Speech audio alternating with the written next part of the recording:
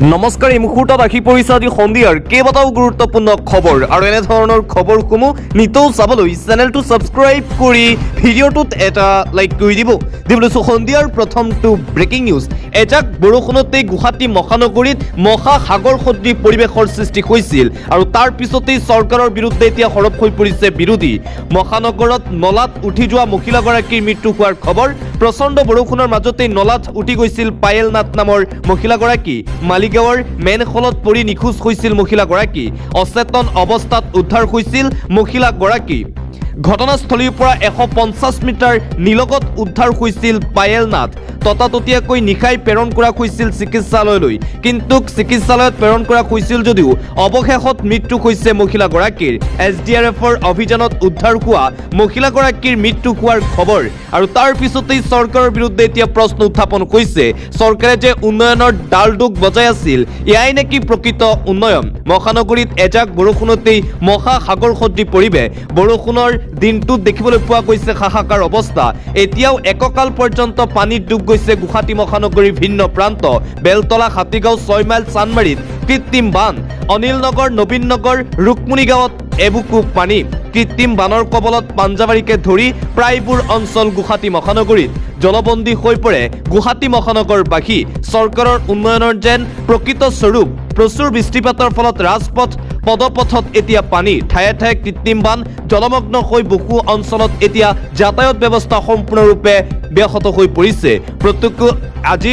প্ৰতিকূল বতৰৰ প্ৰতি লক্ষ্য ৰাখি গুৱাহাটী মহানগৰীৰ শিক্ষা অনুষ্ঠান বন্ধ কৰিবলগীয়া হৈছে। ঠায়ে ঠায়ে হোৱা কৃত্ৰিম বানৰ বাবে আজিৰ দিনটোত বন্ধ থাকিল গুৱাহাটী মহানগৰীৰ শিক্ষা অনুষ্ঠান। আৰু এইদৰে এজাক বৰষুণৰ পিছতেই গুৱাহাটী মহানগৰীত ৰাইজৰ হাহাকাৰ অৱস্থা আৰু হাহাকাৰ পৰিস্থিতিৰ সন্মুখীন হ'বলগীয়া হৈছে। আৰু আনফালে গুৱাহাটী মহানগৰীৰ এই কৃত্ৰিম বানৰ পিছতেই সামাজিক মাধ্যম যোগে বিজেপি চৰকাৰৰ বিৰুদ্ধে সৰব হৈ পৰিছে প্ৰদেশ কংগ্ৰেছৰ সভাপতি গৌৰৱ গগৈ। হিমন্ত বিশ্ব শৰ্মাৰ নেতৃত্বাধীন বিজেপি চৰকাৰে অসমত তেওঁলোকে কৰা তথাকথিত উন্নয়নৰ দুলতাল বজাই প্ৰচাৰ চলাই থকা সময়তেই গুৱাহাটীত কেৱল মাত্ৰ এজাক বৰষুণতেই উন্নয়নৰ প্ৰকৃত স্বৰূপ ওলাই পৰিল। কালি সমগ্ৰ গুৱাহাটীত এজাক বৰষুণতেই কৃত্ৰিম বানৰ কবলত পৰি নিথৰ হৈ পৰিল, যাৰ বাবে সাধাৰণ জনসাধাৰণে মাজনিশালৈ গুৱাহাটীৰ মাজমজিয়াত আবদ্ধ হৈ পৰে। ইয়েই প্ৰমাণ কৰে যে বিজেপি দলৰ ডাবল ইঞ্জিন চৰকাৰৰ তথাকথিত উন্নয়নৰ মানদণ্ড কি। কেৱল সেয়াই নহয়, চৰকাৰী বিভাগ আৰু প্ৰশাসনৰ গাফিলতিৰ বাবে মালিগাঁৱত এগৰাকী মহিলাই নৰ্দমাত পৰি মৃত্যুক সাৱটি ল'বলগীয়া হ'ল। এয়াই বিজেপি চৰকাৰৰ উন্নয়নৰ স্বৰূপ আৰু স্মাৰ্ট চিটি গুৱাহাটীৰ সৰ্বসাধাৰণ বাসিন্দাৰ জীৱনৰ মূল্য। ইয়াৰ বাবে প্ৰচাৰজীৱী বিজেপি চৰকাৰখনেই দায়ী নহয়নে? মই প্ৰশাসনক দাবী জনাইছোঁ, এই ঘটনাৰ উচিত তদন্ত কৰি দোষীক কঠোৰ শাস্তি দিয়ক আৰু আগন্তুক বাৰিষাত যাতে পুনৰ এনে দুৰ্ভাগ্যজনক ঘটনাৰ পুনৰাবৃত্তি নহয় তাৰ বাবে গুৰুত্ব সহকাৰে ব্যৱস্থা গ্ৰহণ কৰক।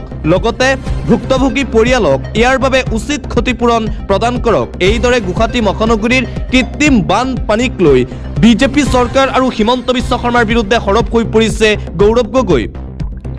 দিবলৈছো এটা পলিটিকেল ব্ৰেকিং নিউজ। অহা 4 মে তাৰিখে অসমত নতুন চৰকাৰ গঠন হ'ব। অসমৰ পৰৱৰ্তী মুখ্যমন্ত্ৰী হিচাপে শপত ল'ব গৌৰৱ গগৈয়ে। এবাৰ বিৰোধীৰ ফালৰ পৰা পুনৰবাৰ ডাঙৰ দাবী কৰা হৈছে, গৌৰৱ গগৈ হ'ব অসমৰ নতুন মুখ্যমন্ত্ৰী। ভৱিষ্যতবাণী বিৰোধী মিত্ৰজোঁটৰ। বিৰোধী মিত্ৰজোঁটে চৰকাৰ গঠন কৰিব বুলি দাবী। 4 মে তাৰিখে আমি আমাৰ লক্ষ্যত উপনীত হ'ম। অসমৰ ৰাইজে আমাক আঁকোৱালি লৈছে বুলি মন্তব্য বিৰোধী ৰাজনৈতিক দলৰ। বিকল্প হিচাপে বিৰোধী মিত্ৰজোঁটক বাছি লৈছে অসমৰ ৰাইজে। য'ত বিজেপিয়ে যুঁজ নহ'ব বুলি ভাবিছিল, তাতো আমি যুঁজ দিছোঁ আৰু তাতো আমি জিকিম। বহুকেইটা সমষ্টিত কষ্ট হ'লেও আমি জিকিম, এই মন্তব্য কৰিছে প্ৰদেশ কংগ্ৰেছৰ সভাপতি গৌৰৱ গগৈয়ে। 4 মেত অসমত কংগ্ৰেছৰ নেতৃত্বত বিৰোধী মিত্ৰজোঁটৰ চৰকাৰ হ'ব। 4 মে তাৰিখে অসমত নতুন মুখ্যমন্ত্ৰী হিচাপে শপত ল'ব গৌৰৱ গগৈয়ে। এইবাৰ ৰাইজে নতুন বৰ অসম গঢ়িবৰ বাবে কংগ্ৰেছক ভোট দিছে আৰু সেয়েহে আমি আজি একত্ৰিত হৈছোঁ। এইদৰে বিৰোধী ঐক্যমঞ্চৰ বৈঠকৰ অন্তত 4 মে তাৰিখে কংগ্ৰেছে চৰকাৰ গঠন কৰিব বুলি দাবী কৰিছে অখিল গগৈ, লুৰিণজ্যোতি গগৈ আৰু গৌৰৱ গগৈয়ে। আন এটা গুৰুত্বপূৰ্ণ খবৰ, কৃত্ৰিম বানপানীত গুৱাহাটী মহানগৰীত যি হাহাকাৰ পৰিস্থিতিৰ সৃষ্টি হৈছে তাৰ পিছতে সামাজিক মাধ্যম যোগে প্ৰতিক্ৰিয়া প্ৰকাশ কৰিছে মন্ত্ৰী জয়ন্ত মল্ল বৰুৱাই। কালি সন্ধিয়াৰে পৰা নিশালৈ হোৱা অভাৱনীয় বৃষ্টিপাতৰ ফলত গুৱাহাটীৰ বহু অঞ্চলত বাট পথ জলমগ্ন হৈ পৰাত স্বাভাৱিক জীৱন যাত্ৰা ব্যাহত হৈ পৰিছে। সংশ্লিষ্ট কৰ্তৃপক্ষই দিনে নিশাই পৰিস্থিতি নিয়ন্ত্ৰণৰ প্ৰচেষ্টা অব্যাহত ৰাখিছে। এই পৰিস্থিতিত ৰাইজৰ সহযোগিতাৰ লগতে আৰু সহায় কামনা কৰিলোঁ। এইদৰে গুৱাহাটী মহানগৰীৰ কৃত্ৰিম বান পৰিস্থিতিক লৈ সামাজিক মাধ্যম যোগে প্ৰতিক্ৰিয়া প্ৰকাশ কৰিছে মন্ত্ৰী জয়ন্ত মল্ল বৰুৱাই। আন এটা অতিকৈ গুৰুত্বপূৰ্ণ খবৰ দিব লৈছোঁ। তিনি গগৈৰ বিৰুদ্ধে এইবাৰ সৰব হৈ পৰিল বিজেপি প্ৰাৰ্থী প্ৰশান্ত ফুকন। তিনি গগৈয়ে দেখিছে মুংগেৰী লাল কি হাসিন স্বপ্নে। প্ৰশান্ত ফুকনৰ মন্তব্য, যোৰহাটত গৌৰৱ গগৈ, শিৱসাগৰত অখিল গগৈ আৰু খোৱাঙত লুৰিণজ্যোতি গগৈ বৰ বেয়াকৈ লাজ লগাকৈ হাৰিব।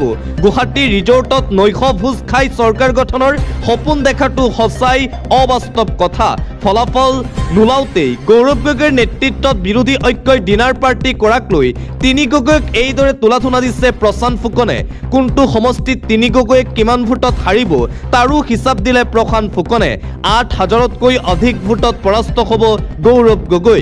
ডিব্ৰুগড় আৰু তিনিচুকীয়াত বিৰোধী ঐক্যই খাতাই খুলিব নোৱাৰিব বুলি কটাক্ষ কৰিছে প্ৰশান্ত ফুকনে। মুঠতে তিনি গগৈৰ বিৰুদ্ধে এইদৰে সৰব হৈ পৰে বিজেপি নেতাজন। পৰৱৰ্তী খবৰ, ৮ বছৰৰ পিছত আহিল অভিনীল কাণ্ডৰ ৰায়। অভিনীলক হত্যা কৰাৰ অপৰাধত ২০জনক দোষী সাব্যস্ত। নগাঁও জিলা সত্ৰ ন্যায়াধীশ আদালতৰ আজি গুৰুত্বপূৰ্ণ ৰায়দান। ২৫জনক ৰেহাই দিলে নগাঁও ন্যায়াধীশ আদালতে। ২৪ এপ্ৰিলত ২০জনৰ শাস্তি ঘোষণা কৰিব আদালতে। মুঠ ৪৫জন অভিযুক্তক লৈ হৈছিল শুনানি।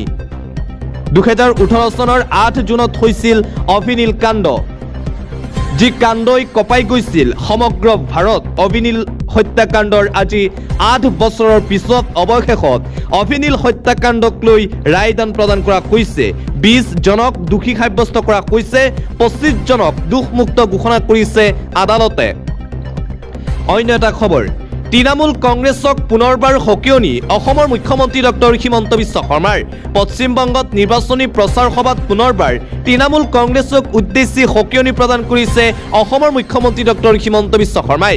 হিমন্ত বিশ্ব শৰ্মাই এইবাৰ কৈছে তৃণমূল কংগ্ৰেছৰ চিণ্ডিকেট কৰাসকলে ২৯ এপ্ৰিলৰ পূৰ্বে আত্মসমৰ্পণ কৰক, অন্যথা জেললৈ যাবলৈ সাজু থাকক তৃণমূল কংগ্ৰেছৰ কৰ্মীসকল। যিসকল তৃণমূল কংগ্ৰেছৰ নেতা কৰ্মীয়ে চিণ্ডিকেট কৰে, সেই চিণ্ডিকেট কৰা তৃণমূল কংগ্ৰেছৰ নেতা কৰ্মীসকল ২৯ এপ্ৰিলৰ পূৰ্বে আত্মসমৰ্পণ কৰিবই লাগিব। যদি ২৯ এপ্ৰিলৰ পূৰ্বে তৃণমূল কংগ্ৰেছৰ চিণ্ডিকেট কৰা নেতাসকলে আত্মসমৰ্পণ নকৰে তেন্তে তাৰ পিছত জেল যাবলৈ সাজু হৈ থাকক। এইদৰে তৃণমূল কংগ্ৰেছক উদ্দেশ্যি সকিয়নি অসমৰ মুখ্যমন্ত্ৰী হিমন্ত বিশ্ব শৰ্মাৰ। আন এটা ব্ৰেকিং নিউজে মুহূৰ্তত আহি পৰিছে কৃত্ৰিম বানৰ কবলত ইভিএমত থকা ষ্ট্ৰং ৰুম। মহানগৰীৰ কৃত্ৰিম বানৰ কবলত এতিয়া ইভিএম। মহানগৰীৰ কৃত্ৰিম বানৰ কবলত ইভিএম ৰখা ষ্ট্ৰং ৰুম। ৫ সমষ্টিৰ ১২১৮টা ভোটকেন্দ্ৰৰ ইভিএম ৰখা হৈছিল ষ্ট্ৰং ৰুমত। ২৫গৰাকী প্ৰাৰ্থীৰ ইভিএম আছিল মণিৰাম দেৱান ষ্ট্ৰং ৰুমত। বেতকুছিৰ টেট চেণ্টাৰৰ বাহিৰে ভিতৰে এতিয়া কেৱল পানী। ইভিএম বক্স পানীৰ কবলত পৰিলেই হ'ব ভয়ংকৰ ঘটনা। নিশাৰ মুষলধাৰ বৰষুণত মহানগৰীত এতিয়া হাহাকাৰ পৰিস্থিতি। মহানগৰীৰ কৃত্ৰিম বানৰ কবলত এইবাৰ ইভিএম ৰখা ষ্ট্ৰং ৰুমো। মুঠতে বানপানীৰ ফলত এই পৰিস্থিতিৰ সৃষ্টি হৈছে। পৰৱৰ্তী খবৰ, ফাষ্টেগ আদালতত জামিন বিচাৰি আবেদন সিদ্ধাৰ্থ শৰ্মাৰ। শ্যামকানু মহন্তৰ পাছত এইবাৰ সিদ্ধাৰ্থ শৰ্মাৰ জামিন আবেদন। ফাষ্টেগ আদালতত জামিন বিচাৰি আবেদন কৰিছে জুবিন গাৰ্গৰ মেনেজাৰে। নিৰ্বাচনৰ পিছতেই ইজনৰ পিছত আনজন অভিযুক্তৰ জামিন আবেদন। ২২ এপ্ৰিলত হ'ব সিদ্ধাৰ্থ শৰ্মাৰ জামিন আবেদনৰ শুনানি। পূৰ্বে শ্যামকানু মহন্তই জামিন বিচাৰি আবেদন কৰিছিল আদালতত। শ্যামকানু আৰু সিদ্ধাৰ্থৰ একেলগে হ'ব জামিন আবেদনৰ শুনানি। শ্যামকানুৰ পাছত এইবাৰ জুবিন গাৰ্গৰ মেনেজাৰ সিদ্ধাৰ্থ শৰ্মাই জামিন পাবৰ বাবে জামিন আবেদন দাখিল কৰিছে ফাষ্টেগ আদালতত। অন্য এটা খবৰ, বাংলাদেশ, পাকিস্তান, হিন্দু, মুছলমান ধৰ্ম এই শব্দকেইটা আঁতৰাই দিয়ক। বিজেপি নেতাসকলে বেলেগকৈ এশাৰী বাক্য ক'ব নোৱাৰে। এই শব্দকেইটালৈয়ে বিজেপিয়ে ৰাজনীতি কৰি আছে। পশ্চিমবংগক ৰাম ৰাজ্য কৰিম বুলি কোৱা বিজেপিৰ মুখত এনকাউণ্টাৰ বলডজাৰ শব্দ কেনেকৈ আহিল? ৰাম আৰু এনকাউণ্টাৰ, ৰাম আৰু বলডজাৰ একাকাৰ কৰিছে বিজেপিয়ে। পশ্চিমবংগ মা কালী আৰু মা দুৰ্গাৰ ভূমি। ৰামচন্দ্ৰয়ো দুৰ্গাক আৰাধনা কৰিছিল। মমতা বেনাৰ্জীৰ বাবে সকলো সাহস আৰু সাৰথি পশ্চিমবংগৰ জনতা। তৃণমূল কংগ্ৰেছৰ সাংসদ চাইনি ঘোষে কৰিছে এই মন্তব্য। পশ্চিমবংগৰ বিধানসভা নিৰ্বাচনৰ নিৰ্বাচনী প্ৰচাৰ সভাত অংশগ্ৰহণ কৰি এইদৰে ভাৰতীয় জনতা পাৰ্টিৰ বিৰুদ্ধে সৰব হৈ পৰে তৃণমূল কংগ্ৰেছৰ সাংসদগৰাকীয়ে। ইতিমধ্যে তৃণমূল কংগ্ৰেছৰ সাংসদগৰাকীৰ উদাত্ত ভাষণ সামাজিক মাধ্যমত যথেষ্ট পৰিমাণে ভাইৰেল হৈ পৰিছে। অন্য এটা খবৰ, ভয়ংকৰ পৰিস্থিতি, এফালে কৃত্ৰিম বান, আনফালে ভূমিস্খলন, মুঠতে অবৰ্ণনীয় পৰিৱেশ। মহানগৰীৰ গুৱাহাটীত ক্ৰমান্বয়ে পৰিস্থিতি অধিক ভয়ংকৰ হৈ পৰিছে। এফালে গুৱাহাটী মহানগৰীত কৃত্ৰিম বান, আনফালে ভূমিস্খলনৰ ঘটনা। মালিগাঁওবাসীৰ মাজত এতিয়া হাহাকাৰ পৰিস্থিতিৰ সৃষ্টি হৈছে। কামাখ্যা গেটৰ কাষতেই সংঘটিত হৈছে এই ভয়ংকৰ ঘটনা। পাহাৰৰ পৰা খহি পৰিল প্ৰকাণ্ড শিল, ভূমিস্খলনৰ ঘটনা। পদপথৰ ৰেলিং ভাঙি ভয়ংকৰ অৱস্থা গুৱাহাটী মহানগৰীত। প্ৰতিকূল বতৰে বিপদ মাতিছে মহানগৰৰ পাহাৰীয়া অঞ্চললৈ। কোনোমতে প্ৰাণ ৰক্ষা এটি পৰিয়ালৰ। অন্য এটা খবৰ, আকৌ জম্মু কাশ্মীৰৰ পৰা দেশবাসীৰ বাবে এটা দুখবৰ আহি পৰিছে। ভয়ংকৰ বাছ দুৰ্ঘটনাত 15 জন যাত্ৰীৰ মৃত্যু হোৱাৰ খবৰ। 15 জন যাত্ৰীৰ মৃত্যুৰ লগতে 20 জনৰ অৱস্থা অতি সংকটজনক। জম্মু কাশ্মীৰৰ উধামপুৰত এই শোকাবহ ঘটনা সংঘটিত হয়। যিকোনো মুহূৰ্ততে বাঢ়িব পাৰে মৃতকৰ সংখ্যা। পাহাৰৰ একা বেকা পথৰ পৰা কেইবা ফুট তলত পৰিল বাছখন। আজি পুৱা 10 বজাত সংঘটিত হয় সমগ্ৰ ভাৰত কঁপাই যোৱা এই ভয়ংকৰ দুৰ্ঘটনা। বাছ দুৰ্ঘটনাক লৈ দুখ প্ৰকাশ কৰিছে প্ৰধানমন্ত্ৰী নৰেন্দ্ৰ মোদীয়ে। মৃতকৰ পৰিয়াললৈ 2 লাখ টকাৰ আৰ্থিক সাহায্য ঘোষণা। আহতসকলক 50,000 টকাৰ সাহায্য ঘোষণা কৰা হৈছে কেন্দ্ৰীয় চৰকাৰৰ ফালৰ পৰা। আন্তঃৰাষ্ট্ৰীয় পৰ্যায়ৰ এটা গুৰুত্বপূৰ্ণ খবৰ, 7.4 প্ৰাবল্যৰ ভূমিকম্পত তছনছ জাপান ৰাষ্ট্ৰ। পুনৰ ভয়ংকৰ ভূমিকম্পত কঁপি উঠিল জাপান। 7.4 প্ৰাবল্যৰ ভূমিকম্পত তছনছ জাপানৰ কেইবাটাও প্ৰান্ত। কেমেৰাৰ সন্মুখতেই খহি পৰিছে বৃহৎ বৃহৎ অট্টালিকা। বৃহৎ ভূমিকম্পৰ পাছতেই জাপানত ছুনামিৰ সতৰ্কবাণী জাৰি। প্ৰশান্ত মহাসাগৰৰ 10 কিলোমিটাৰ গভীৰত আছিল ভূমিকেন্দ্ৰৰ কেন্দ্ৰবিন্দু। ভূমিকম্পৰ পাছতেই নিৰাপদ স্থানলৈ স্থানান্তৰ উপকূলীয়বাসী। বিশেষকৈ টকিঅ' চহৰত বিশেষ প্ৰভাৱ পৰিছে ভূমিকম্পৰ। হোকাইডো আৰু ইয়াতে বিশেষ সতৰ্কবাণী জাৰি। যিকোনো মুহূৰ্ততে ছুনামিৰ আশংকা কৰা হৈছে জাপানত। এটা জৰুৰী খবৰ, বিহুৰ বতৰতে আহি গ'ল যান বাহনৰ জৰুৰী নিৰ্দেশনা। সামান্য ভুল কৰিলেই ভৰিব লাগিব হাজাৰ হাজাৰ টকাৰ জৰিমনা। এটা গুৰুত্বপূৰ্ণ খবৰ, এটা জৰুৰী খবৰ এই মুহূৰ্তত আপোনালোকলৈ আগবঢ়াইছোঁ। আহি গ'ল যান বাহন চলাচলক লৈ কেইবাটাও নতুন নীতি নিৰ্দেশনা। ৰাজপথত যান বাহন ওলোৱাৰ পূৰ্বে সাৱধান হৈ পৰক আপুনি, অন্যথা ভৰিব লাগিব বৃহৎ পৰিমাণৰ জৰিমনা। হেৰুৱাব লাগিব হাজাৰ হাজাৰ টকা। সুৰাপান কৰি গাড়ী চলালে 10,000 টকাৰ জৰিমনা, 6 মাহ পৰ্যন্ত জেল। পুনৰ একে ভুল কৰিলে 15,000 টকাৰ জৰিমনা, 2 বছৰ পৰ্যন্ত জেল। ছিট বেল্ট ব্যৱহাৰ নকৰি গাড়ী চলালে 1,000 টকাৰ জৰিমনা। হেলমেট নোহোৱাকৈ গাড়ী চলালে 1,000 টকাৰ জৰিমনা, লগতে 3 মাহলৈ বাতিল হ'ব লাইচেন্স। মোবাইল ফোন ব্যৱহাৰ কৰি গাড়ী চলালে 5,000 টকাৰ জৰিমনা বিশা হ'ব। লাইচেন্স নোহোৱাকৈ যদি গাড়ী চলায় তেন্তে 5,000 টকাৰ জৰিমনা। দুচকীয়া বাহনত 3 জন উঠিলে 1,000 টকাৰ জৰিমনা। ইঞ্চুৰেঞ্চ নোহোৱাকৈ গাড়ী চলালে 2,000 টকাৰ জৰিমনা, 3 মাহৰ জেল। বাৰে বাৰে এনে ভুল কৰিলে 4,000 টকাৰ জৰিমনা বিশা হ'ব। প্ৰদূষণ প্ৰমাণপত্ৰ নাথাকিলে ভৰিব লাগিব 10,000 টকাৰ জৰিমনা আৰু 6 মাহ জেল।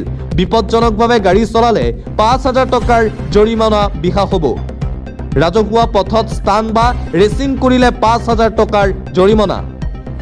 অভাৰলোড কৰি যদি গাড়ী চলায় তেন্তে 20,000 টকাৰ পৰ্যন্ত জৰিমনা। কম বয়সৰ ল'ৰা ছোৱালীয়ে গাড়ী চলালে 25,000 টকাৰ জৰিমনা, 3 বছৰ পৰ্যন্ত জেল। এবছৰলৈ বাতিল কৰি দিয়া হ'ব বাহনৰ ৰেজিষ্ট্ৰেশ্যন। 25 বছৰলৈ নাপাব ড্ৰাইভিং লাইচেন্স যদিহে কম বয়সত গাড়ী চলায়। যান বাহন চলাচলক লৈ এই নতুন নীতি নিৰ্দেশনা জাৰি কৰা হৈছে। সকলো সাৱধান আৰু সতৰ্ক হৈ যান বাহন চলাওক।